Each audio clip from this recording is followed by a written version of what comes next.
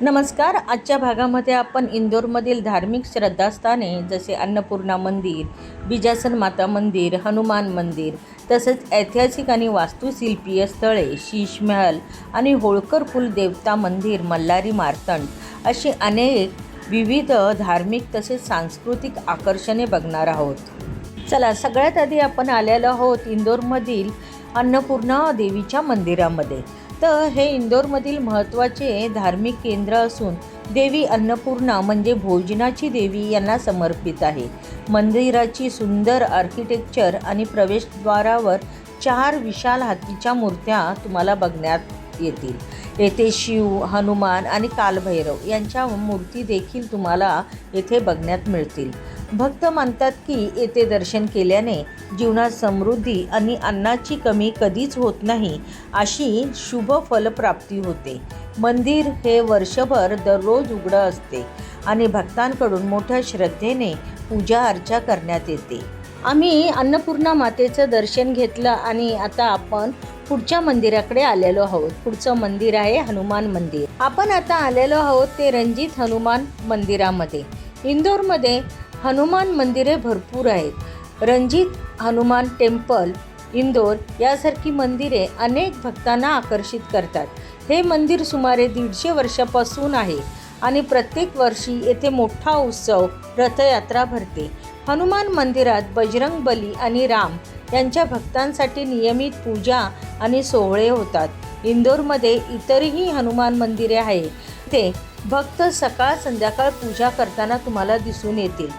चला, आता आम्ही आलेलो आहोत ते बिजासन माता मंदिराकडे. बिजासन माता मंदिर हे देवी दुर्गेच्या 9 रूपांना एकत्र पूजा करणारं अद्वितीय असं मंदिर आहे. येथील प्रत्येक रूपाला शैलपुत्री ते सिद्धिदात्री बहिणींच्या स्वरूपात मानले गेले आहे. खास करून नवरात्री आणि अष्टमीला नवमीच्या दिवसामध्ये लाखो भक्त येथे दर्शनासाठी येतात.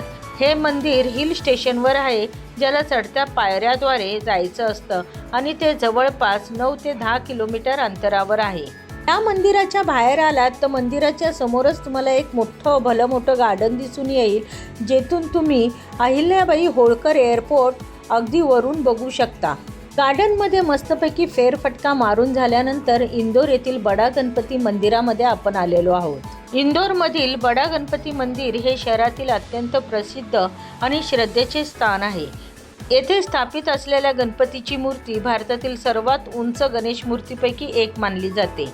मूर्ती सुमारे 25 फूट उंच आहे. ही भव्य मूर्ती पाहण्यासाठी दूरवरून भाविक येथे येतात. बडा गणपती बघून झाल्यानंतर आपण आलेलो आहोत ते शीश महल बघण्यासाठी. येथे संपूर्ण तुम्हाला काचेचं वस्तू दिसून येणार आहे, म्हणजे आपण शीश महलमध्ये आलेलो आहोत. शीश महल हे ऐतिहासिक व वास्तुशिल्पीय ठिकाण आहे, जे होळकर काळात बांधले गेलेले आहे. येथे काचेच्या मोठ्या प्रमाणात वस्तू तुम्हाला दिसून येतील, म्हणून या जागेला शीश महल म्हणून प्रसिद्ध आहे. हे राजवाडा परिसरात किंवा काच मंदिराच्या जवळील भागात आहे आणि थोडं शांत इतिहासाने भरलेलं हे स्थळ आहे. आज ही इमारत पर्यटक आणि इतिहास आस्तिकांसाठी आकर्षणाचे केंद्र बनलेली आहे. आता आपण आलेलो आहोत ते मल्हारी मार्तंड मंदिराकडे.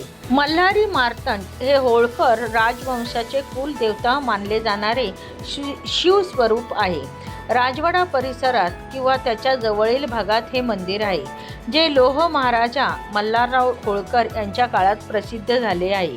मंदिराची वास्तुकला आणि शांत वातावरण भक्तांना आकर्षित करते. येथे धार्मिक कार्यक्रम आणि पूजा सहभागासाठी स्थानिक लोक येतात. हे एक शांत आणि पवित्र धार्मिक स्थान आहे. येथे तुम्हाला होळकर काळातील छायाचित्रे, चित्रफलक, राजघराण्याचे धार्मिक परंपरा दाखवणारे मिळतील. तसेच लाकडी कोरीव काम सुद्धा दिसून येईल. मंदिरातील खांब आणि छतावर सुंदर पारंपरिक नक्षीकाम केलेले तुम्हाला दिसून येईल. तसेच खंडोबाच्या लढाई या भक्तीवरील कृपा यांचे चित्ररूप दर्शनसुद्धा होईल. जुने पूजेचे साहित्य आणि परंपरागत वस्तू काही ठिकाणी जतन करून ठेवलेल्या तुम्हाला येथे दिसून येतील. ही गॅलरी मोठ्या संग्रहालयासारखी नसली तरी इतिहास आणि परंपरेची झलक देणारी आहे. शांत आणि आध्यात्मिक वातावरणामुळे येथे वेळ घालवताना वेगळाच अनुभव येतो. आजच्या भागामध्ये मी तुम्हाला 4-5 ठिकाणं इंदोरची फिरवली. तुम्हाला हा व्हिडिओ कसा वाटला? नक्कीच आवडला असेल. आवडला तर व्हिडिओला लाईक करा, शेअर करा, चॅनलला सबस्क्राईब करायला विसरू नका.